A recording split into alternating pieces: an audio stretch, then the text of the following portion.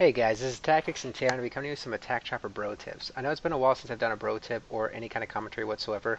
I do apologize about that. I've been busy with some other projects I have, but now that Armored Kill is going to be coming out in a few days, I'm going to get right back into both reviews and breakdowns. Now today I'm going to be covering a wide variety of topics on the Attack Chopper. It's going to take a while, so please bear with me. Now the first thing that we're going to be going over is the loadouts that are relevant to both the pilot and the gunner for the chopper. So I'm going to go over the pilots first. What I always like to use is air radar, ECM jammer, and heat seekers. I of course have everything unlocked, so as you're a new pilot working your way up, the first thing you're probably going to be using a lot is stealth, and of course flares is the second. Now as you're working up, another first perk that you could take note of is the laser banner, just because if you have your gunner using guided, you can always take out other attack choppers or ground targets fairly easy. But I always prefer to use air radar. Now ECM jammer, I always prefer that over flares or any of the other perks, just because it allows me to get below radar without ever getting shot at. Third is heat seekers, and that's a given because there's no other choice. Now for the gunner, I use stealth, flares, and TV missiles, but for the first perk, I always use that because I always want my pilot to have air radar, and I always am under the assumption that they're not going to be able to have stealth utilized. Now the second perk, I use flares, but you can also use thermal if you're playing maps like Hard Rush, where it's high infantry. Now the third perk, I use TV. I'll get into the difference between TV and guided later, but for now, let's please remember that if you're going to be a pilot or a gunner, please be an engineer and have repair torch, just in case you need to repair your chopper if it gets disabled. Now the next thing we're going to go and talk about is the HUD indicators, and we're going to start with the pilot's perspective. I did a screen capture so that I could use my mouse to show what were the relevant indicators. Now the first is going to be the ECM jam ready up here in the upper left. It's going to either be ECM or IR flares, and it's going to let you know when you're able to deploy these to go ahead and wear off any enemy incoming stingers, heat seekers, whatever it may be. Now the next one is down here in the bottom, this rectangle. It's not used by many people or known. What it is it shows where your gunner's pointing. So that dot, when it's to the left, means that your gunner is aimed left. If it's in the middle, you're on the same line of sight. So it's always good to know so that you can work together. The rectangle over here on the right that you see that's red right now, that tells you your altitude. And if you're below radar, which is 25 meters and below, that box is going to be red. That means that the enemies can't see you on their radar. Now, if it's regular colors, the rest of the indicators, it means you're above. The last indicators we need to go over is right here in the middle. It's the T-bar and the I-bar. That's what I call them. I'm sure they have their own names, but that's what I call them. The T-bar will always stay in the middle of the HUD, while the I-bar will move around depending on where the chopper's pointed. We'll go ahead and get into that a little bit later. Now, the next thing we're going to go over is the gunner HUD indicators that are important, because there are a few. Now, just like with the pilot that had the ECM jam ready up in the upper left, the gunner has their indicator in the bottom left. It says IR flares ready. Now, with this, like I said, it's always important to know when you're able to deploy your perks or not. There are times when you're not going to be able to deploy them because there's a glitch that's causing it to go out.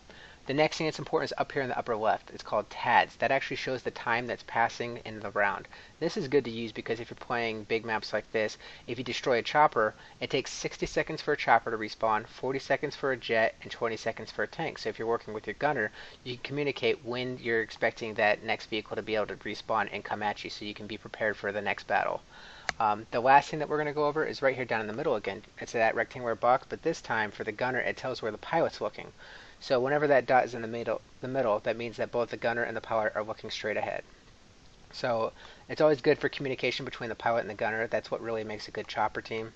Now the next thing we're finally be getting into is taking off and how you should actually fly when you're going out of your spawn. So we're going to say hypothetically this is the beginning of a round, but this should always be the case whenever a chopper respawns as well. So the first thing I always like to do, I take off and I fly to a direction that's out of line of sight from enemies. So in this case, I fly to the left. Now like I said, this is hypothetically the beginning of a round. I always fly below radar to stay off the air radar, but at the same time, most average pilots that are going to be taking off in pubs, they're not going to be doing this. They're going to be flying up high in the air looking for something to shoot at. So in this case, I'm flying over here to the left. I can always go right, it really doesn't matter, but I can see here that the enemy chopper is going over to C, which is something that's very common. So I stay below radar. Even if they have air radar, they're not going to know I'm here as long as I'm below 25 meters. And from here, I can do a surprise attack through the trees, use the environment to my advantage. And once you're able to get the surprise attack, and they're looking around and panicking, you're able to go ahead and quickly take out the enemy. This is something that I always like to do. It doesn't matter, like I said, if it's the beginning or the middle of a round. Now, we're going to get into the different flying methods. The first one is the most common. It's what all average pilots do, which is the regular main straight front. They just fly straight at a target, they go right over it, turn around, do the same thing, wash, repeat. Now the problem with this, like I show right here, is that most pilots don't really pull up in altitude, so when they pass by, if the enemy is able to get a line of sight, you're dead. And they can always use hills and rocks to their advantage. Now I'm going to show you the proper main strafe run. Now what I do is I make sure I come in from a nice high altitude, I attack down, make sure that my eye bar is lined up on the enemy, and from there shoot all my rockets. As soon as I'm above the target, I pull directly high up in the air, do a 180 turn, then look back down, and I should be high up above the target for a second strafe run. On the second strafe run, you should be able to easily take out the target. Now I'm going to try to technically explain this. I use default settings, so R2 is my throttle up, L2 is my throttle down. From there, my pitch is my right analog, and my yaw is my left analog. So when you think of it like that, what I do, I'm going to show it again, shooting at a hill this time, just for an example. I come in from a steep angle, I shoot all my rockets out.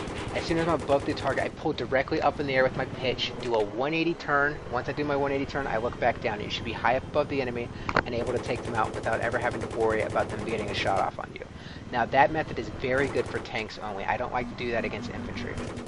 Now for infantry, since we're going to talk about that, this is the best method, circle strafing. Now I'm just going to show a quick method just to go ahead and practice circle strafing if you don't really know how to. You can always go into the co-op mission Fire from the Sky and practice there, but I always like to go in private servers and do stuff like this. Use like a tower, a tree, a rocket, doesn't matter as long as you're able to actually line up on a target and pivot around it. Now here's the eye bar that I was talking about. The eye bar moves around depending on where the pilot is looking and how they're flying. So whenever they're stable, the eye bar is going to be in the middle with the T bar, which stays put. It's always going to stay there no matter what. Now the eye bar, the important note on that is that's where your rocket pods are going to shoot. So if you're going to be pivoting around something, always keep your eye bar on the target that you want to go around, and from there use your throttle, your R2 to wrap around, and use the yaw, your left analog, to go ahead and turn yourself so you can pivot around. Practice doing tight circles, wide circles. Now like I said, the circle strafe is great for infantry because you're able to keep the line of target in front of you and circle around them, making sure that your gunner has a nice smooth shot. Now here I'm going to show you circle strafing around a tank. If I'm circle strafing around a tank, I do not like to use my rocket pods because what happens is I have to aim down, so I have to dip down. I also fly a little bit more erratic, which causes my gunner to lose a shot. So I don't ever want to give the tank a chance to shoot me, so I let my gunner do all the work to get the disable. As soon as I get that disable, I quickly dive down in using my rocket pods and finish off the job. It's very efficient, it's very easy to do, and it leaves your gunner with a much easier time than if you were trying to shoot at the same time. Less risk, more reward. Now, I'm also going to go into the third method of flying, which is the side strafe. Now, I use a regular gameplay just because there's no point in showing on a private server. Cargyle and Rush is basically the main place that you do this. You do not want to do this on vehicle-heavy maps with lots of tanks, just because you're always flying pretty low to the ground. Now, the theory is you're doing a figure-8 motion, sideways. And to do that, all you really got to do is tilt your yaw, the left analog, go full throttle. When you want to turn, tap the throttle down, L2, turn the other way with the yaw, and then hold R2 again. And it's very easy to do. You're basically doing a figure 8, side to side, and this keeps the enemy in front of you. So it's very good for infantry. It lets your gunner do lots of work, and you're able to actually dodge rockets pretty easy because you can see where it's going. It's almost like you're flying erratically if you're doing it properly, so you're always able to be adaptive to the situation.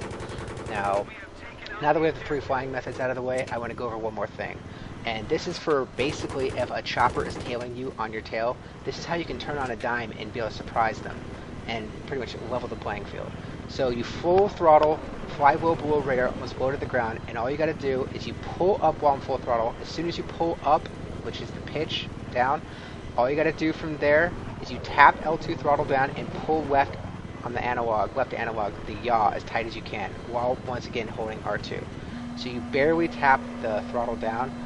You're basically almost always on throttle up. If you guys are kind of confused by how I'm trying to explain this, feel free to ask me. We can work on it in a server together. I'll be glad to help out. But this is the best way to get an enemy surprised by just turning around nice and tight, and you can get right into a gunfight or chopper battle, whatever you're actually involved in at the time. You can do this from a higher altitude too, but it works much better when you're below radar. This next turn is probably going to be the perfect turn to actually show what I'm talking about. When you're coming out of it, it's a tight turn, but you're also going to be able to go full speed out of it. So here we go. This is the perfect example of what a good example is. So I pull up, turn as tight as I can, and I'm already full speed back the other way. So if a chopper's behind me, I can easily get the level playing field leveled. Now, we're going to get into chopper battles. So, like I said, when I'm typically flying against just your average pilot, I always like to try to stay below radar and utilize utilize the environment so I can attack the enemy chopper with the element of surprise. So in this example, I spot the enemy in the distance, I hide behind the trees and the rocks right here, and I'm able to get the first shots off. Now against your average pilots, if they don't work well with their gunners, what usually happens is they waste all their perks, their ECM and their flares at the same time, which means that your second set of rockets should be easy to hit, disable, and if they crash like they just did right here in this example, take out the chopper. Now if you're going against a good chopper team though, here's the method I usually like to do. I like to stay below radar usually in a fight like I showed before, but if it's really far like this, it's going to be a drawn out fight. So what I like to do is I dive right below radar, and I use the shadow as you saw right there to be able to know when I'm directly below, and then I pull up to try to get above them. Because what happens is if the enemy pilot sees you go below them, they tend to drop down in altitude, and you can pull up and get above or even with them. You can use shadow, you can use the air radar, and on other maps like Karg and Firestorm, you can utilize the sand that's coming up on Firestorm and the water that's moving if they're above water on Karg. So it's just good things to note that you can use to be able to see where the enemy is above you. The other time I like to stay away from below radar in this example is against a chopper with a laser painter, because you never know when their gunner is going to be using guided missile or not, so you have to be able to just think at all times that they do have a gunner using guided, and you can't stay below radar because they'll get the shot off and walk on you no matter what. So if I see a chopper using that method, laser painter, I either try to do the dive below if they're high up in the air, but in this example, they're on a level playing field with me. They're pretty low to the ground, so I pretty much stay hidden. Remember, if they're using laser, they don't have air radar, so you can try to sneak attack them like this. So I get the shots off. They, as you can see, he used ECM weight, then the gunner had to use his flares, which then meant that the next shots, since they didn't dive below, were going to hit. So if their enemy chopper is using laser painter, either dive below them and get above them if they're having if they're high up, or if they're low to the ground, just get above them. You always want to stay above a chopper with laser painter. So since we just covered basically all the different methods of fighting a chopper below radar, against choppers with laser painter, just a basic element of surprise, we're going to be going into the TV missile here. Now I'm going to show the TV missile how to line up for the gunner, for the Viper, and for the Havoc. Now this first example, I use the T-bar. I always use the T-bar to line up for my gunner. Now with the Viper it's very easy, because for close range all you got to do is use the bottom line of the T-bar and put the target on the upper part of the bottom line. It should be perfectly lined up for your gunner to be able to use this TV missile. Now TV missiles are a much more difficult thing to use than people realize. It's also about the last perk that you can get for the attack chopper. If you're not very confident in your skills, or you don't like it, definitely don't use it. Just use guided. But for those that do use it, it's always a good key to be in tandem with your pilot, just because if they line you up right, it should be very easy to get the hit, and it's a one-hit disable on tanks, one-hit kill on choppers and jets. Now from mid-range for the Viper, all you gotta do is put the target on the very top line of the bottom T-bar. As you can see, I'll do one more, show you one more time. Just use these as pretty much hints to how high you need to aim for your gunner. You can work with each other, and it should be able to work out very well. The Viper, like I said, is very easy. From close range, use the upper part of the bottom line of the T-bar. From mid-range, use the very top line of the bottom line of the T-bar. And then from far range, all you got to do is put the dot in the middle of the T-bar just above the target, and it should be perfectly lined up. Now the Havoc is a whole other story, but this is the last thing I'm going to be covering for you guys. So remember, pretty much a brief overview. I covered circle strafing, straight strafing, and side strafing. Side strafing being for infantry only, circle strafing being for ground vehicles, as well as perfect for infantry, and the straight strafe run is meant specifically almost for ground vehicles and tanks, because you don't want to lose line of sight of infantry that's around you, because they can just destroy you without you knowing. So now the next important thing to go over is the Havoc and how to line up for this. This is way different than the Viper. It's much harder. Look how high I need to aim above. It's a couple inches above the target from close range. I'm basically tilting backwards on my leveling, as you can see. Now from medium range, it doesn't change too much. You're still aimed a couple inches above the target, and you're basically level. You're almost looking horizontal. Now remember, I'm pretty low to the ground, so it's going to differ depending on how high you are compared to your target. But look again. I look how high I need to aim, a couple inches above for my gunner to be lined up, and it should be good to go. But guys, this is going to be wrapping up pretty soon. The TV missile is the last category I'm covering. But I hope these tips have been of good help to you guys. I hope it really works out and that you get something from it. If you guys have any questions, make sure you ask me. I'll be glad to go over any information that I went over, or any other extra questions that you may have. Now, here we're going to be, before we wrap up, we're going to show one more shot after this one, and it's going to be the long range for the Havoc. So Once you get to the long range, once again, it doesn't change too much. You're basically always going to be aiming a couple inches above the target in order for you to be lined up for your gunner. And like I said, if you can get a good gunner that's very good with the TV missile, you can take out enemies extremely fast, whether it be enemy attack choppers or whether it be ground targets. Now that it's the last shot, I hope you guys have enjoyed the video, and I hope you guys have a good rest of the day.